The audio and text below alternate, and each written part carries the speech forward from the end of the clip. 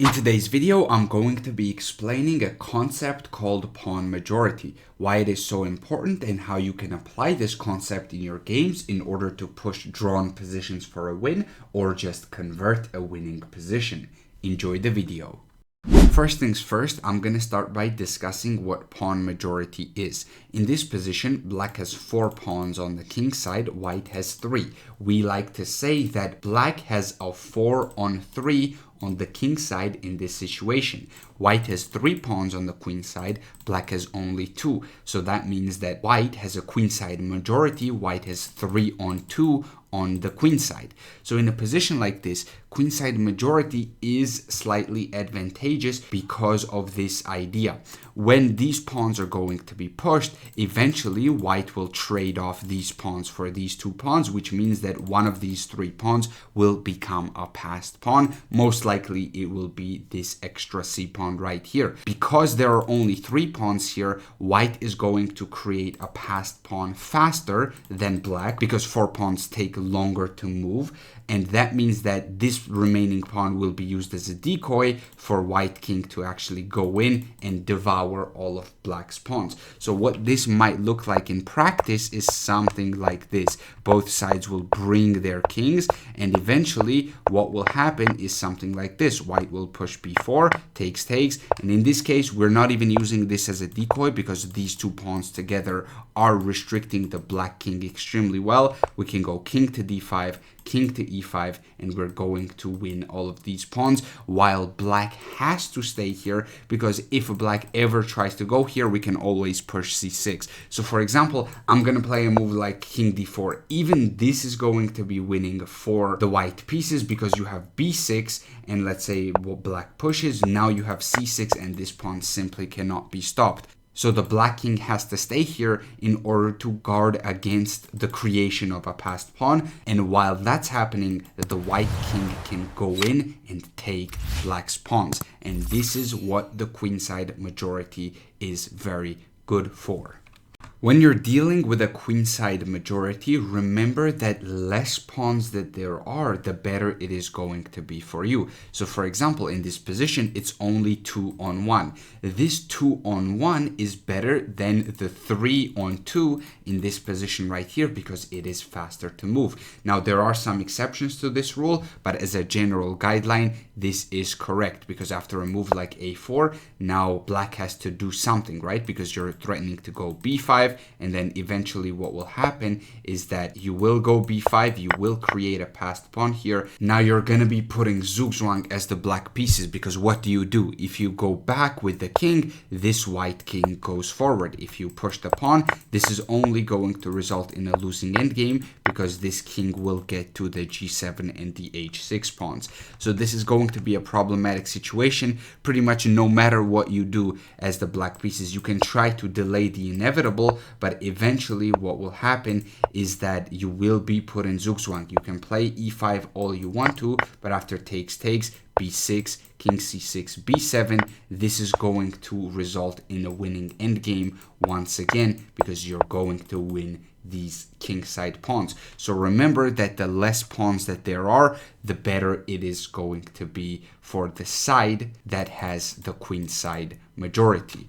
I've talked about this topic before, so I'm not going to talk about it too much in depth. So in this position, white has 4 on 3 on the king side, black has 4 on 3 on the queen side. However, in this case, because black has these 2 doubled pawns, it is very, very problematic for the black pieces. So in a position like this, after a move like, let's say, f4, both sides are just simply going to bring their kings. However, here, white is the only one that is going to win this position. You cannot win this with black because of these 2 doubled pawns. These pawns can be nullified by the white pieces, and let me show you how that can be done. I'm just going to make a couple of random moves with the white pieces, well, except for these 2, a3 and then c3. So in a position like this, black cannot create a passed pawn despite the fact that black has 4 on 3 on the queen side because of these doubled pawns and because of the way this pawn structure works.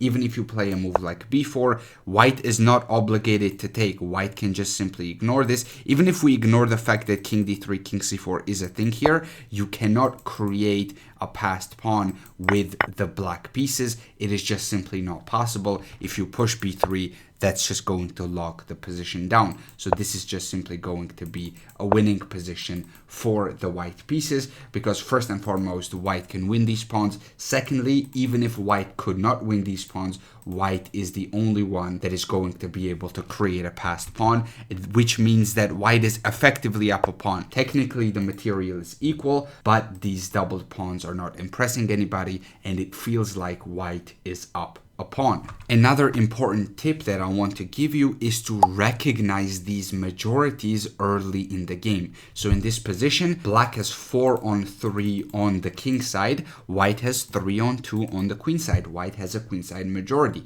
Right now, that's not really relevant because this is still an opening stage of the game. However, this is something you should keep in mind.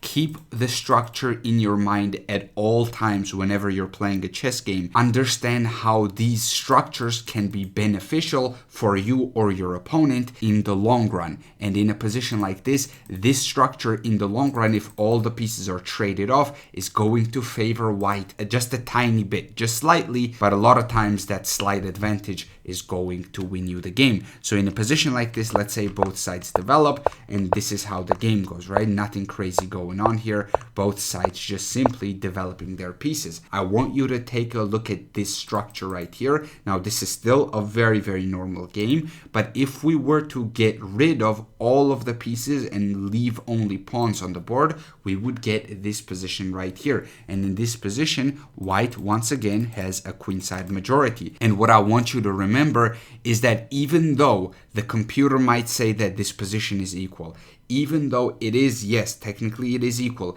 it is very, very difficult to draw this as the black pieces. One mistake and black will be in a losing position, while white has just a little bit more room for error than black. So let's say in this position, both sides bring their kings. Let's say c4 is played and both sides just simply push their pawns.